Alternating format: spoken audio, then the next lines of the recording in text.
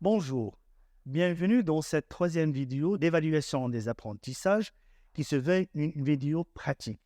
Dans cette vidéo, vous allez apprendre à créer des activités d'évaluation, mais aussi dans cette vidéo, vous allez découvrir les outils d'évaluation collaboratifs, QCM, quiz, ou bien insérés à des PowerPoint, ou bien sûr à des vidéos, mais vous allez aussi apprendre comment faire le QCM, c'est-à-dire le QCM aujourd'hui est l'outil d'évaluation le plus utilisé dans une plateforme LMS. On va essayer de revoir quelques règles propres à QCM. Avant de voir tous ces éléments, j'aimerais bien partager avec vous une petite réflexion autour de la consigne d'évaluation. Il ne faut pas oublier que la consigne d'évaluation est très importante puisqu'elle permet à l'évalué de comprendre la situation d'évaluation. Du coup, toute consigne doit avoir les critères de la réussite de l'activité d'évaluation, chose qu'on oublie souvent, que déjà l'évaluateur, il doit insérer dans la consigne les critères de réussite. Elle doit expliquer quel est le produit final et quels sont les critères de ce produit final. Les critères, bien sûr, majeurs. On ne va pas citer tous les critères de la réussite. Donc, une petite définition de la consigne. On peut dire que la consigne, c'est un énoncé indiquant la tâche à accomplir ou le but à atteindre. Et pour s'assurer de la clarté d'une consigne, il faut essayer de vérifier si elle répond aux questions qui, quoi, quand, où, pour quand, comment et pourquoi. C'est dans le livre de Françoise René. Bien sûr, on a déjà vu dans l'unité 2 la notion de critères et d'indicateurs, mais j'aimerais bien sûr revenir sur les critères minimaux d'une situation d'évaluation, en l'occurrence la pertinence, la correction et d'autres critères minimaux. Bien sûr, l'indicateur comme définition, l'indicateur c'est un élément qui est observable, mesurable, concret, qui permet de décliner un critère dans une situation d'évaluation.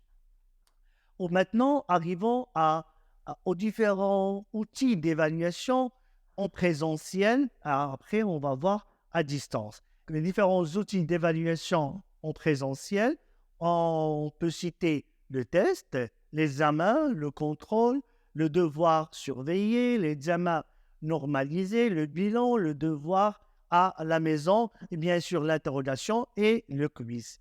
Donc, ce sont des outils qu'on peut aussi transposer dans une formation en ligne. Un outil qu'on oublie souvent, qui se rapporte à la fonction formatrice de l'évaluation, c'est le portfolio. Alors, le portfolio est dans l'enseignement à distance, le e-portfolio, c'est un outil d'évaluation que souvent les enseignants oublient. Donc, d'abord, le portfolio, c'est un support d'échange enrichissant qui permet de communiquer avec l'apprenant. C'est un outil aussi d'évaluation qui est fiable et pertinent, mais aussi il met l'apprenant en situation de confiance par rapport à son apprentissage. Une définition de e-portfolio qu'on trouve dans l'European Institute of E-Learning en 2009, il dit « Un e-portfolio est une collection d'informations numériques, artefacts ou productions décrivant et illustrant l'apprentissage ou la carrière d'une personne, son expérience et ses réussites.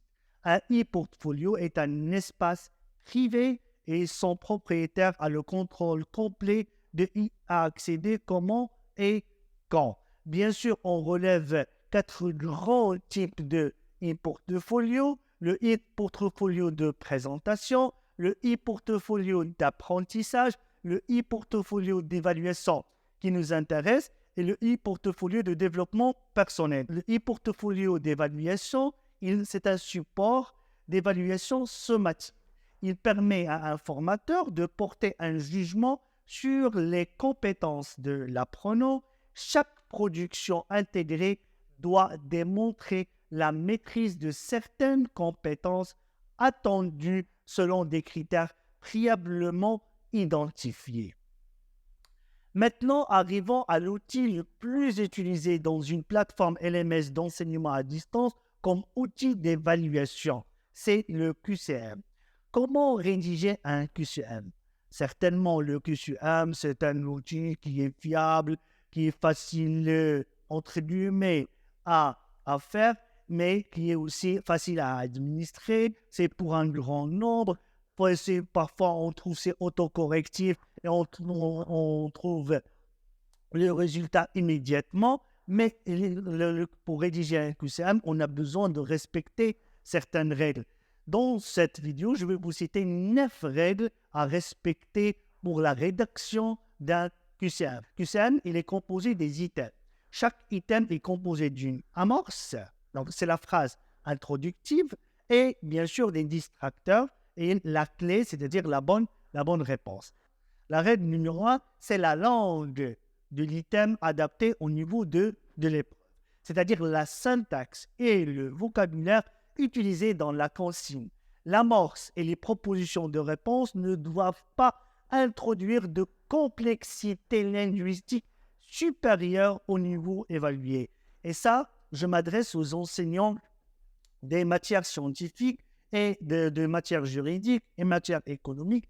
S'il vous plaît, parfois, c'est la langue qui pose problème par rapport à la réponse de l'apprenant. C'est-à-dire que dans la consigne, il faut que ça soit adapté, qu'elle soit adaptée au niveau de l'évalué. Elle est donc recommandée de se reporter au référentiel disponible et veiller en particulier au choix des synonymes, car on pense qu'il y a des synonymes dans la langue, mais il n'y a pas de synonymes dans la langue. Deuxième règle, c'est toujours mettre l'idée principale dans l'amorce. Dans la phrase introductive, dans l'amorce, il faut mettre l'idée principale et laisser les choix pour le choix multiple dans les distracteurs. Et ceci, donc, il est préférable de placer l'idée principale dans l'amorce de l'item et qui n'est pas familier, bien sûr, surtout pour les débutants qui ne sont pas encore familiarisés avec les QCM. Je vous donne un exemple de problème par rapport à la règle numéro 2. Donc, si je dis « La réduction est proposée aux nouveaux abonnés et réservée aux anciens abonnés, concerne les lecteurs déjà abonnés à Libération », on dit il faut éviter de cette formulation et dire plutôt qui peut bénéficier de la réduction. Les nouveaux abonnés, les anciens abonnés ou bien les lecteurs déjà abonnés à Libération. Donc, comme vous voyez, donc l'idée principale, on la transforme dans l'amorce, ici sous forme de question. Troisième règle, c'est la règle qui dépend de l'emploi de négation dans l'amorce. S'il vous plaît, évitez d'utiliser la négation dans l'amorce. Pourquoi? Parce que c'est un degré supérieur et de problème pour l'évaluer. L'emploi des négations est à éviter dans l'amorce. Pourquoi? Parce que ça nous permet d'avoir des formules interro-négatives, une structure un petit peu compliquée, et cela rend artificiellement la question plus difficile, d'accord? Dont les options d'usage de la négation n'est pas exclue. C'est-à-dire parfois, on utilise la négation on utilise la négation pour éviter un synonyme qui est un petit peu difficile. Je ne sais pas moi, je dis un exemple de célibataire. Le mot célibataire est difficile pour un niveau débutant, donc on utilise n'est pas marié. Mais c'est pour éviter de contourner les problèmes lexicaux. Mais la règle numéro 2, c'est éviter l'emploi de la négation dans l'amorce. La règle numéro 4, cette fois-ci, c'est qu'il faut veiller à proposer un même niveau de généralité dans les distracteurs.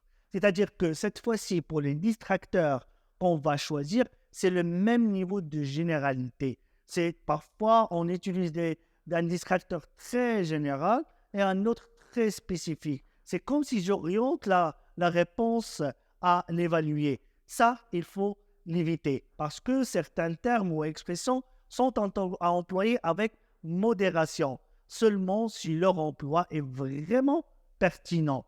D'abord parce que déjà, il y a la subjectivité du candidat peut inférer à propos de grandeur relative des différences entre quelques-uns, un certain nombre de peu, un peu, et qu'on risque alors d'évaluer autre chose que ce qu'on vise à évaluer par rapport à cette compétence. Ensuite, parce que, comme je viens de dire, parce qu'il influence le choix même du candidat, on l'oriente.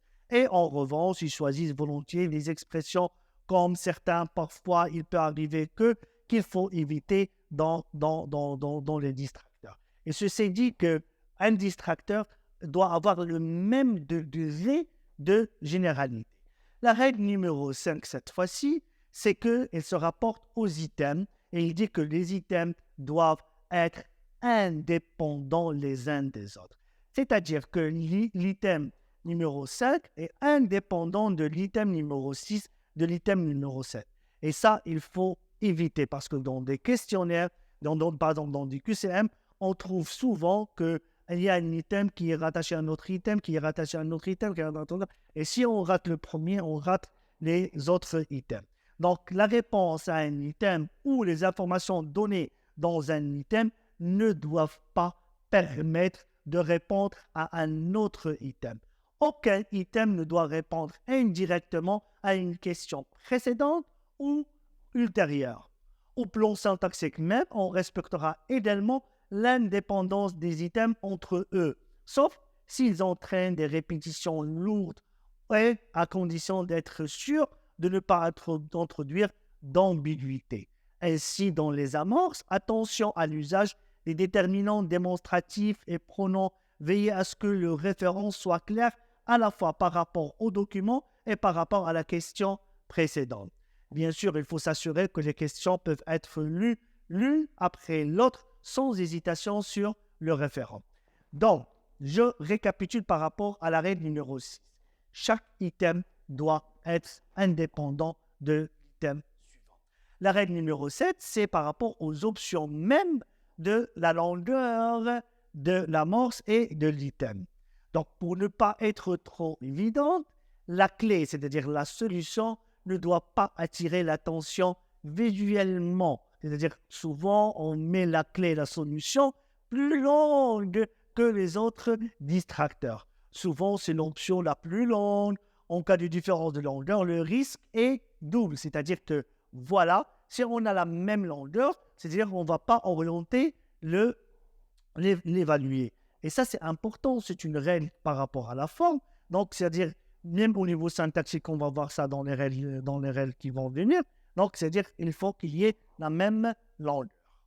Règle numéro 8, cette fois-ci, c'est le document doit rester la seule source permettant de répondre à la question.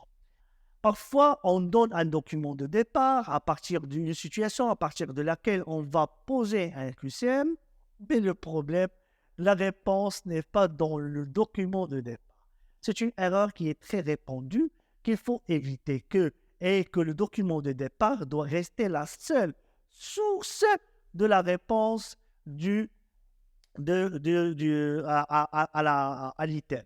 Ceci dit que même les mots utilisés dans les distracteurs et dans la clé, on ne doit pas les trouver dans le texte. Mais c'est-à-dire ce sont des expressions qui reflètent le même mot cherché, ou bien expression, ou bien action, si je parle dans les sens humains, pour la compréhension d'un texte. Dans les autres aussi, si j'ai un texte de départ, je ne sais pas moi, j'ai un support de départ qui soit vidéo, audio ou bien texte en économie, en sociologie, en sciences humaines, en sciences et techniques. Là, c'est-à-dire que la réponse doit se trouver seulement dans le document de départ. La règle est la numéro 8, 9 et la dernière règle par rapport à la rédaction d'un QCM, c'est l'option syntaxe correcte par rapport à l'amorce. C'est-à-dire, on doit pouvoir lire l'amorce suivie de chaque réponse indépendamment et sans qu'il n'y ait eu de rupture de construction grammaticale. Je répète. Alors, la règle numéro 9, c'est une règle qui se rapporte à l'option syntaxique correcte même de l'amorce. Et il faut dire dans un item, on doit pouvoir lire l'amorce suivie de chaque réponse indépendamment et sans qu'il n'y ait de rupture de construction grammaticale. C'est-à-dire, attention, il faut faire attention aux amorces terminées par un mot susceptible d'être et l'idée. C'est-à-dire que, parce que, lorsque, de, si. Et là, les distracteurs dépendent de cette amorce plutôt que de laisser une apostrophe dans le vide en fin de ligne ou de mêler des apostrophes. Mieux vaut répéter le terme entier à chaque début de réponse. Alors, récapitulons cette première partie qui a traité de les règles fondamentales de la rédaction d'un QCM. Je vous ai donné 9 règles, mais il existe d'autres règles. Donc, ce sont des règles qui sont très importantes et ils nous montrent que ce n'est pas évident de rédiger un QCM sur le plan contenu. Donc, je pense que je vais m'arrêter ici par rapport à la notion de QCM et par rapport à la question de la consigne et les outils d'évaluation en ligne. Et maintenant, dans une prochaine vidéo, donc, je vais vous détailler la carte mentale que je vais vous donner et je vais vous expliquer quelques outils qu'on peut utiliser, qu'ils soient des outils de création de QCM ou bien des outils collaboratifs ou bien d'autres outils. Merci et à la prochaine vidéo.